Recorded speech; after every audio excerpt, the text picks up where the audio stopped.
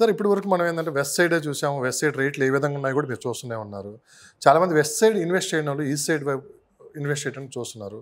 ఒకటి చెప్పండి sir, Vijayawada highway గత 15 సంవత్సరాల నుంచి ఎలా ఉంది, ఇప్పటికి అలానే ఉంది. చాలామంది ఇప్పటికి అడుగుతుంది ఏంటంటే విజయవాడ హైవేకి ఇన్వెస్ట్ చేయొచ్చా, ఎందుకు విజయవాడ హైవే ఇంతవరకు డెవలప్మెంట్ జరగలేదు? దానికి ప్రధానమైన కారణం ఏంటంటే ఇదంతా ఓపెన్ ల్యాండ్. అక్కడ విజయవాడ పోయేటప్పుడు ఏంటంటే ల్యాండ్ లిటిగేషన్ ఎక్కువ, స్లమ్ ఏరియా అనేటువంటి ఒపీనియన్. ఓకే, నిజంగా స్లమ్ ఏరియాస్ చాలా ఉన్నాయి అక్కడ.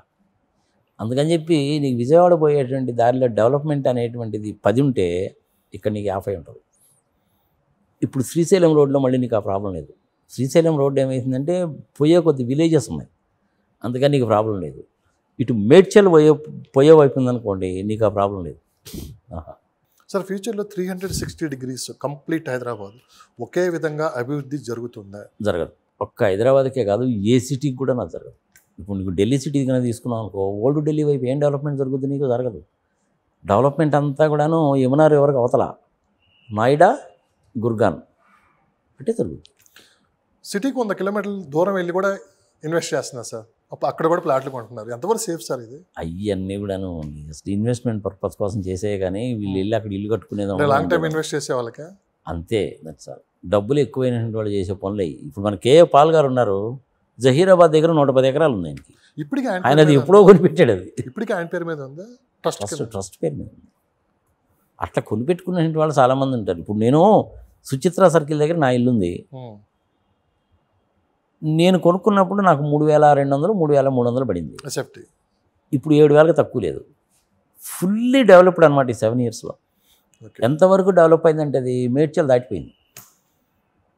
ఇప్పుడు మనకి జుబ్లీ బస్ స్టేషన్ ఉంది కదా సికింద్రాబాద్లో, అక్కడి నుంచి బోయినపల్లి మీదుగా మేడ్చల్ వరకు మెట్రో వేయాలని చెప్పి ప్లాన్ చేశారు. కుదురుతుంది కూడా. అది హైలీ డెవలప్డ్ ఏరియా. సాయంత్రం పూట నేను ఇంటికి వెళ్ళాలంటే కనీసం గంట పట్టుద్ది. ఫ్లైఓవర్లో అవి కూడా వస్తూ ఉన్నాయి, బాగా ఫాస్ట్గా డెవలప్ అవుతా ఉంది ఏరియా. మోస్ట్ డెవలపింగ్ ఏరియా అనేసి అంటే మేడ్చల్ రోడ్. అదేవిధంగా నేను చెప్పినట్టు ఐడిపిఎల్, హెచ్ఎంటీకి సంబంధించింది కనుక చేస్తే చాలా తొందరగా ఆ ఏరియా కూడా డెవలప్ అవుతుంది. స్కూల్స్, హాస్పిటల్స్, చిన్న చిన్న వ్యాపారాలు అన్నీ వచ్చేస్తాయి ఆటోమేటిక్గా.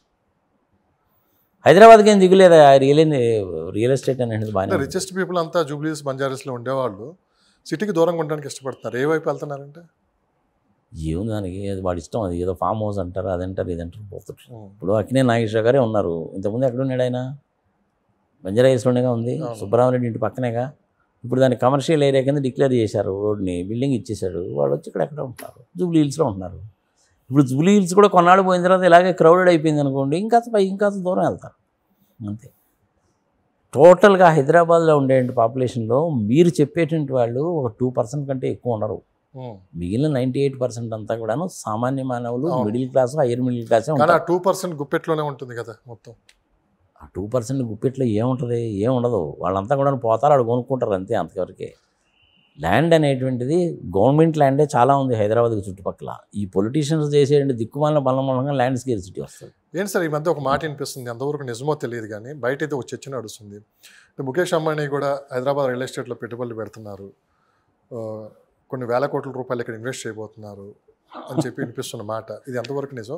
ఒకవేళ అంత పెద్ద కంపెనీస్కి ఇటు సైడ్ వస్తే సామాన్యులకి రేపు ఒక ఇల్లు అనేది కలగానే మిగిలిపోయే అవకాశం ఉంది. ప్రజలు ఒకటి గుర్తుపెట్టుకోవాలి, నీతిగా, నిజాయితీగా, సిస్టమేటిక్గా, పద్ధతిగా దేశంలో ఉన్న చట్టాలన్నింటినీ పాటించి చక్కగా వ్యాపారం చేసేటువంటి టాటాసు, బిర్లాస్, ముంజాల్స్, బజాజు, రేమండ్స్ ఇలాంటి వాళ్ళు ఎవ్వరు కూడా రియల్ ఎస్టేట్లోకి రారు.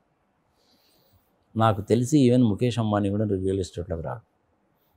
గాడ్రేజ్ వాడు రియల్ ఎస్టేట్లో ఎందుకున్నారంటే బాంబే నుంచి ఢిల్లీ వెళ్ళేటువంటి రూట్లో రైల్వే ట్రాక్ అటుపక్క ఇటుపక్క కనీసం వాళ్ళకి ఒక 200 ఎకరాల పైన ఉంది. అందుకని చెప్పి వాళ్ళు ఆ స్పేస్ని రియల్ ఎస్టేట్ కోసం ఉపయోగించుకుంటున్నారు. ఇప్పుడు హైదరాబాద్లో కూడా చిన్నగా ఎంటర్ అయ్యారు అంతవరకు. టాటాస్ రియల్ ఎస్టేట్లో రావడం నువ్వు ఇప్పుడు చూసావా? ఆదిత్య కుమార్ మంగళం, బిర్లాని నువ్వు రియల్ ఎస్టేట్లో రావడం చూసావా? మరి నిజంగానే వాళ్ళు తలుచుకుంటే వాళ్ళు చేయొచ్చుగా, చేయరు. ఎందుకని? బ్లాక్ మనీ, అది అస్సలు ఇష్టం ఉండదు వాళ్ళకి. రేపు పార్లమెంట్ ఎలక్షన్లు అయిపోయిన తర్వాత రిజల్ట్ వచ్చిన తర్వాత ఎలా ఉంటుంది సార్? కొంచెం వేగం పెరిగే అవకాశం బ్రహ్మాండంగా ఉంటుంది. ఇప్పుడు ఏంటంటే నిర్భయంగా ఇన్వెస్ట్ చేసుకోవచ్చు. రియల్ ఎస్టేట్లోనూ భూములు కొని పెట్టుకుందాం అనుకునే వాళ్ళందరూ కూడాను ఇప్పుడు రాజకీయంలోకి పెడతారు. డబ్బులు ఉన్నటువంటి వాడు ఉంటాడు, డబ్బులు లేనటువంటి వాడు ఉంటాడు. డబ్బులు లేనటువంటి వాడు ఏం చేస్తాడు? ఓ 10 కోట్ల రూపాయల నుండి 3 రూపాయలు వడ్డీకి తీసుకుని పెడతాడు. వడ్డీకి తీసుకుని పెడతాడు, రేపు వాడు 300 కోట్లు సంపాదించాలి. సంపాదించాలంటే ఏం చేయాలి? పనికి మాలిన పనులన్నీ చేయాలి. అంతేనా?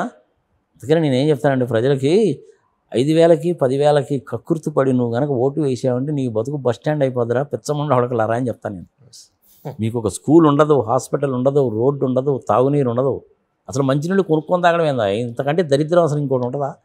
మంచినీళ్ళు ప్రొవైడ్ చేయాల్సిన బాధ్యత గవర్నమెంట్. పరిస్థితి చూస్తే చాలా దారుణంగా ఉందని చెప్పి మరి హైదరాబాద్లో 2 రకాలైన దందాలు ఉంటాయి. ఒకటేమో పార్కింగ్ దందా, ఇంకోటేమో వాటర్ దందా.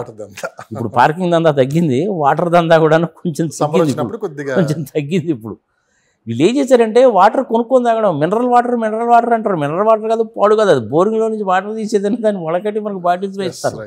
అంతకంటే ఏమి ఉండదు. సార్, అప్పు చేసి ఇల్లు కొంటాం, ఇల్లు కానీ స్థలం కానీ కొంటాం, ఎంతవరకు కరెక్ట్? నువ్వు అప్పు చేయకుండా ఇల్లు కొనలేవు, ఇంపాసిబుల్. నీకు డాక్టర్ రెడ్డీస్ ల్యాబొరేటరీస్ వాళ్ళు అప్పు చేయకుండా వ్యాపారం చేస్తారా? అరవింద వాళ్ళు చేయట్లేదా? హిట్రో వాళ్ళు చేయట్లేదా? అంబానీలు చేయట్లేదా? అదానీలు చేయట్లేదా? అప్పు చేసి ల్యాండ్ మీద ఇన్వెస్ట్ చేయొచ్చా అని చాలా మంది అడుగుతున్నారు. చేయొచ్చు, కానీ ల్యాండ్, ఓపెన్ ల్యాండ్ మీద ఇన్వెస్ట్ చేసేటువంటి మటుకు నువ్వు చాలా జాగ్రత్తగా ఉండాలి. అది ఎప్పుడు ఎవడు కబ్జా చేస్తాడా? గుచ్చి చెప్తున్నారు. ఇప్పుడు రేరా వచ్చింది, హెచ్ఎండిఏ ఉంది, ఇన్ని చట్టాలు తీసుకుని వచ్చినా ఇంకా కబ్జా అనే మాట ఎందుకు వస్తుంది? కంటిన్యూస్ థింగ్ అది. ఎందుకంటే ఆ చట్టాల్లో చాలా లూప్ హోల్స్ ఉంటాయి. రిరా యాక్ట్ వచ్చిన తర్వాత కూడాను హైదరాబాద్లో రియల్ ఎస్టేట్ చేసేటువంటి వాళ్ళు చాలామంది ప్రీ లాంచ్ ఆఫర్ అని చెప్పి నానా గందరగోళం చేశారా లేదా? మరి రిరా యాక్ట్ ప్రకారం ఏంటంటే రిరా వాళ్ళ అప్రూవల్ రాకుండా నువ్వు పాంప్లెట్ కూడా ప్రింట్ చేయడానికి వీల్లేదు, తెలుసా? లా అనేటువంటి చాలా స్ట్రింజెంట్గానే ఉంది. ఓన్లీ థింగ్ ఈజ్ వైలేషన్స్ ఎక్కువైతాయి. ఈ వైలేషన్స్ కారణం ఎవరయ్యా అంటే పొలిటీషియన్స్. రియల్ ఎస్టేట్ చేసేది ఎవరయ్యా బాబు అంటే పొలిటీషియన్లోనే ఎక్కువ ఉంటారు.